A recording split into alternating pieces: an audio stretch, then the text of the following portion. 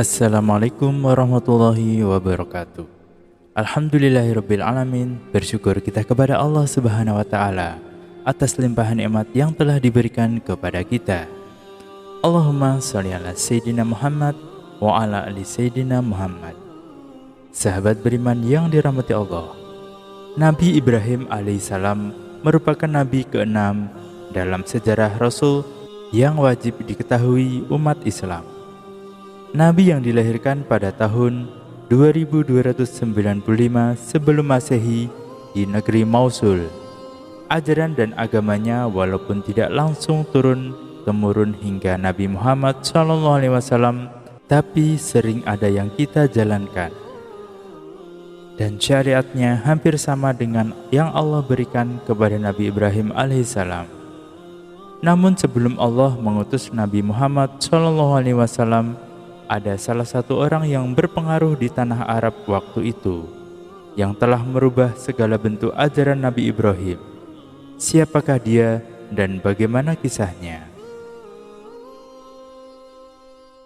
Nabi Ibrahim adalah salah satu nabi yang sangat mulia. Tugas Nabi Ibrahim alaihissalam sangatlah berat. Pasalnya beliau dilahirkan di tengah-tengah masyarakat jahiliyah yang musyrik dan kafir. Bahkan ayah dari Nabi Ibrahim alaihissalam ini adalah pembuat patung berhala, yang juga mempercayai bahwa patung-patung itu adalah perantara manusia dengan Sang Kholik. Namun dalam salah satu pendapat, yang membuat patung itu bukanlah ayahnya, namun pamannya.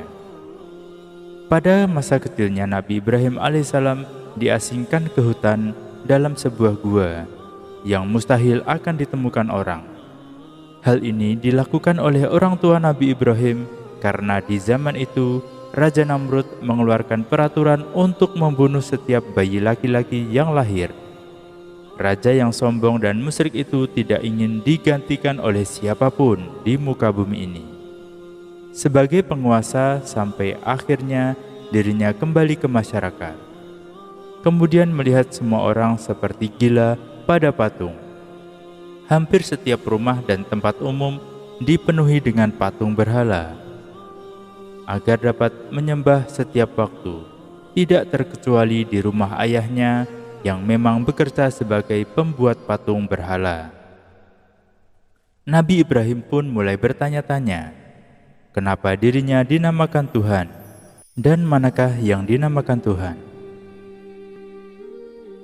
Allah Subhanahu wa taala memberikan mukjizat kepada Nabi Ibrahim, yaitu sebuah pemikiran yang cerdas, kritis, sekaligus mengutus untuk mengajak semua orang bertakwa kepada Allah dan meninggalkan berhala-berhala. Namun pada suatu hari, Raja Namrud pergi melakukan perjalanan jauh bersama sebagian besar pengikutnya selama beberapa hari. Kemudian Nabi Ibrahim alaihissalam pun masuk ke wilayah Namrud dan menghancurkan semua berhala yang ada di dalamnya. Semua patung-patung dihancurkan kecuali satu berhala yang paling besar, sekaligus meletakkan kapak yang dipakai di pangkuan berhala tersebut.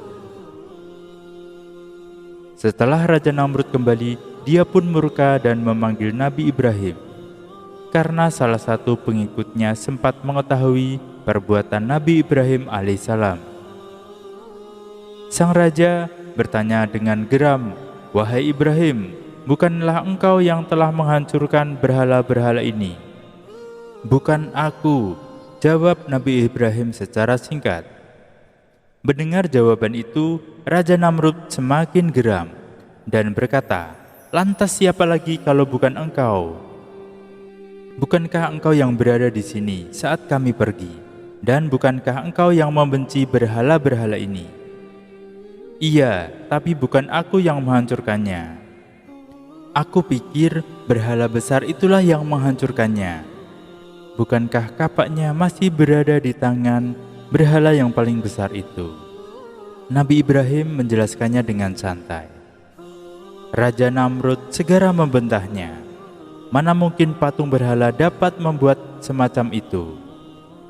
Mendengar hal itu lantas dengan tegas Nabi Ibrahim berkata, "Kalau begitu, kenapa engkau menyembah berhala yang tidak dapat berbuat apa-apa?" Mendengar perkataan Nabi Ibrahim tersebut, para pengikut Raja Namrud tersadar dan mulai berpikir, Tuhan yang selama ini mereka sembah tidak dapat melihat, mendengar, bahkan bergerak. Hal itu membuat Raja Namrud semakin murka. Ia memerintahkan para tentara untuk menghukum Nabi Ibrahim dengan hukuman seberat-beratnya, yaitu hukuman dibakar hidup-hidup. Api dinyalakan besar sekali dengan tumpukan kayu sebagai bahan bakar, sementara Nabi Ibrahim yang diikat dari tempatnya di tengah-tengahnya. Namun Allah Subhanahu wa Ta'ala lebih berkuasa dalam hal ini. Mereka mengira Nabi Ibrahim telah hancur menjadi abu bersama api. Tetapi begitu terkejutnya mereka saat Nabi Ibrahim berjalan keluar dari pembakaran itu tanpa luka sedikit pun, dan sejak saat itulah pengikut Namrud berpaling dan menjadi umat Nabi Ibrahim alaihissalam menuju ke jalan Allah Subhanahu wa Ta'ala. Dan perlu diketahui bahwa ajaran Nabi Ibrahim walau tidak secara langsung tetapi turun-temurun sampai ke Nabi Muhammad SAW. Bahkan beberapa syariat yang kita lakukan termasuk syariatnya Nabi Ibrahim alaihissalam. Dalam sholat pun kita memakai dan bersolawat juga kepada Nabi Ibrahim alaihissalam. Namun jauh setelah Nabi Ibrahim wafat, datanglah salah satu pembesar di tanah Arab.